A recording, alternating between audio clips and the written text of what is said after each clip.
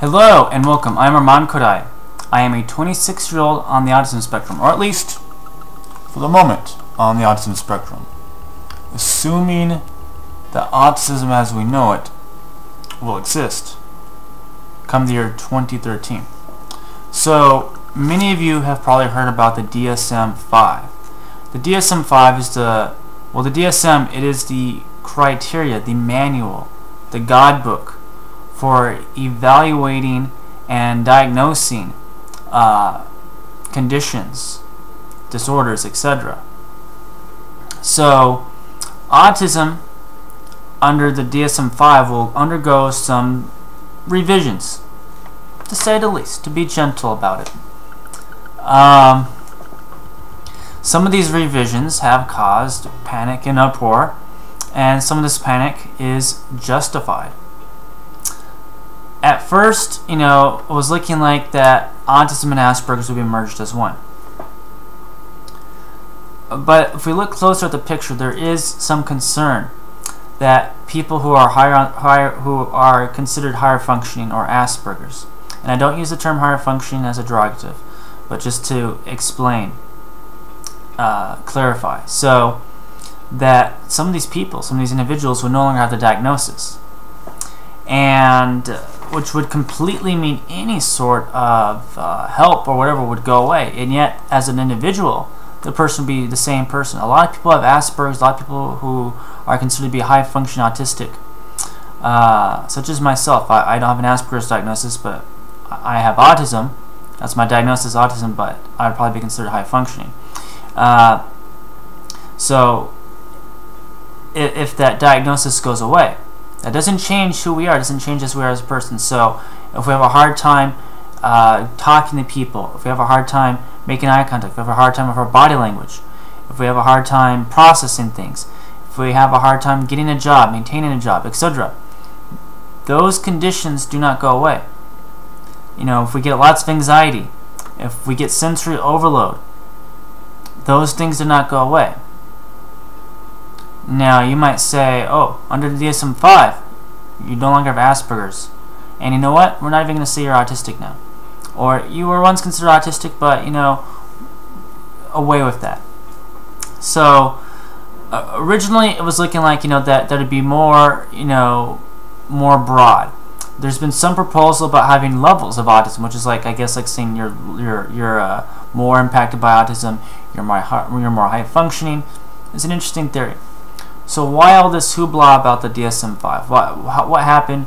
How does it all get started? Well, there's been some concern. Some people are saying, okay, classical autism has got diluted over the years. Now you have these Asperger's people, you have these people who are very high function, they have an autism diagnosis. That's not fair. My child is really impacted by autism. This is autism, that's not autism. And the thing is about autism, it's a very wide spectrum. Temple Grandin says that herself. It is a wide spectrum because the thing is that it is a series of conditions.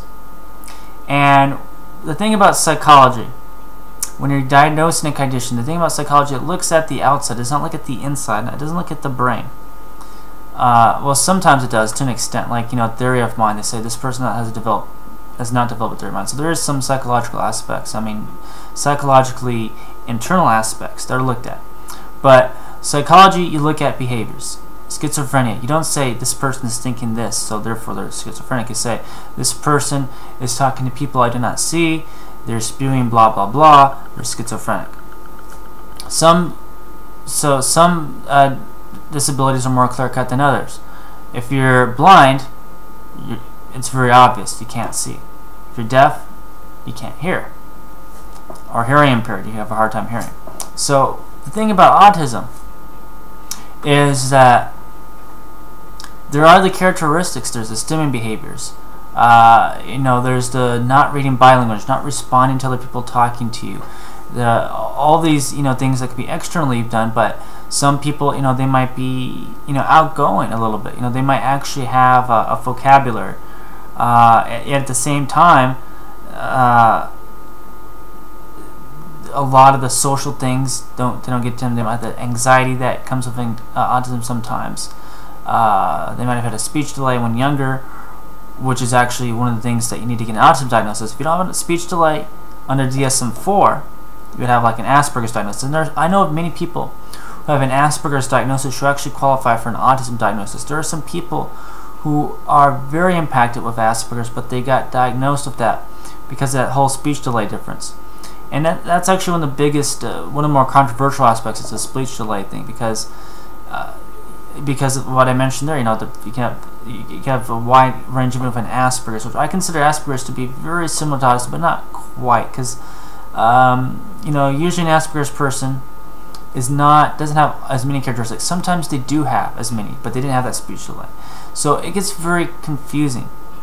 And DSM-5 tries to take away that confusion, but at the same time, it also might mean the end of certain, might mean that some people who are diagnosed now fall off this thing. And the thing is that almost everybody I know of Asperger's, or who are considered more high function on the autism spectrum, have a very hard time coping in society.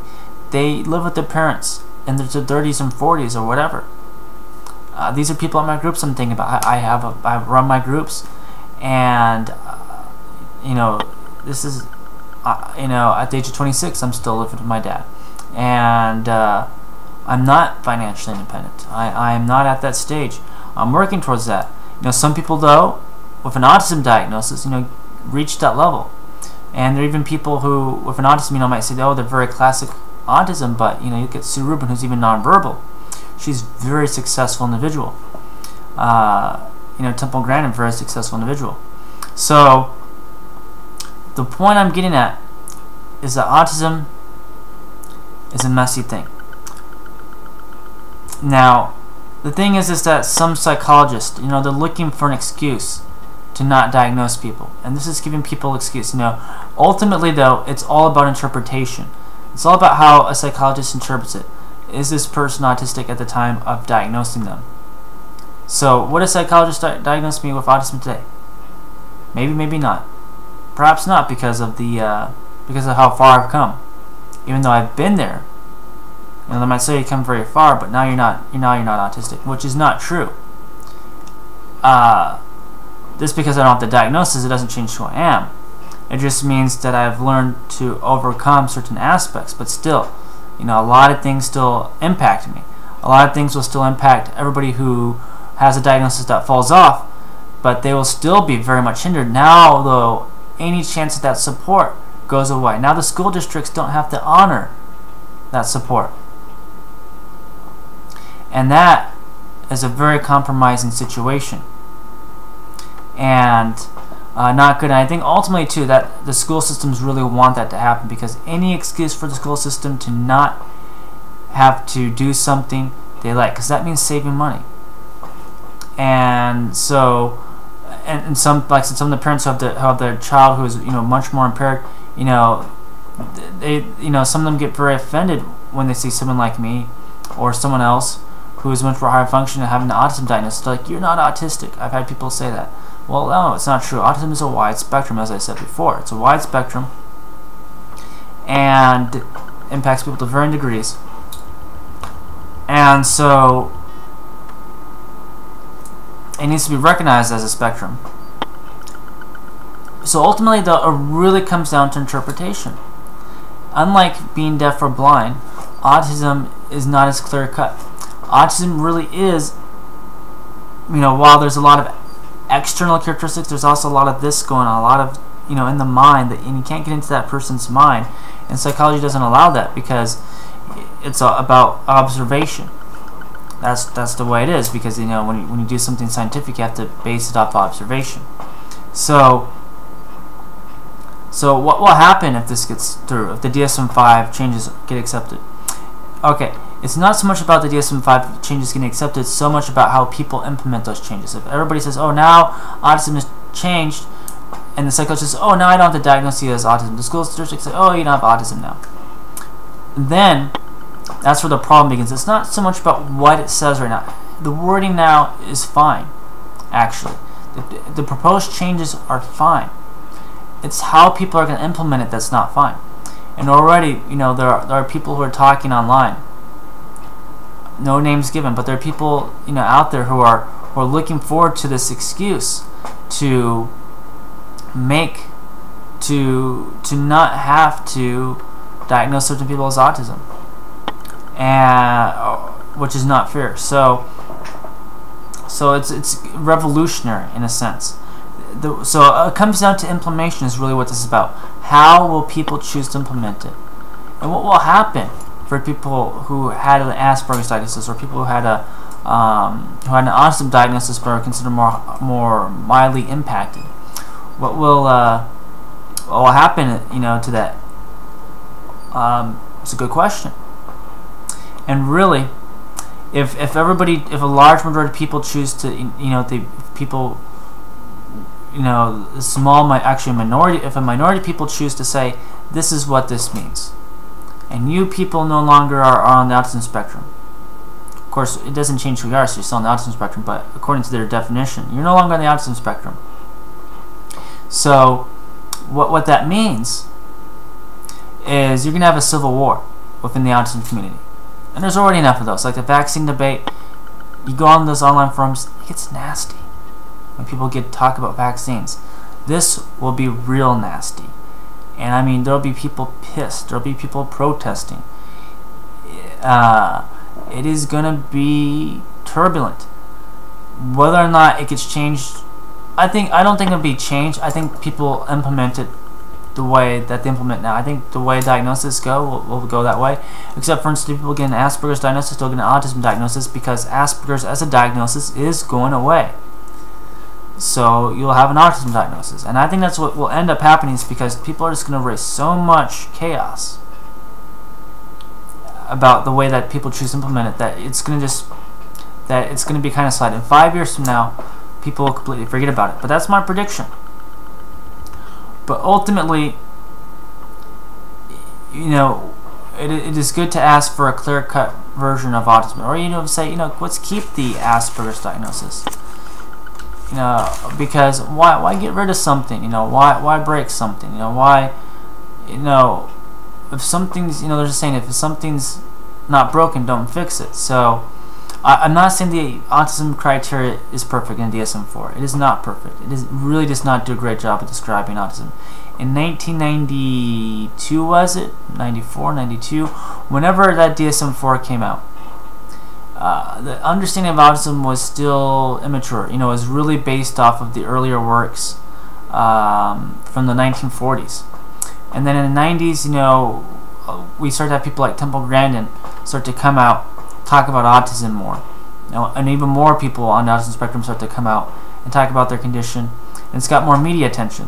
So an understanding of what autism is has grown, because now people got to see the internal side, which was missing, and it has helped grow that understanding of autism.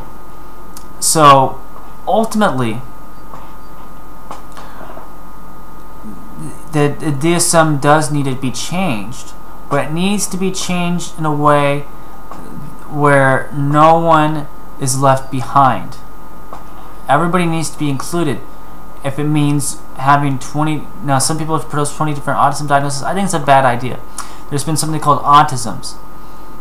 And what that means is that it's so many diagnoses, but when that happens, you're actually hurting yourself. So the parents think that by having less autistic people having a diagnosis, that will actually mean more money, more benefit for their child who's much more impacted. This is actually not true, because people like statistics.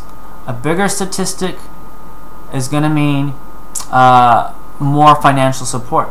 If autism gets broken up into autisms, and they see that this one aspect is super impacted version, of people are really impacted who poop in their pants, are nonverbal, they see that this is a small portion, then you're not actually going to receive the funding that you need.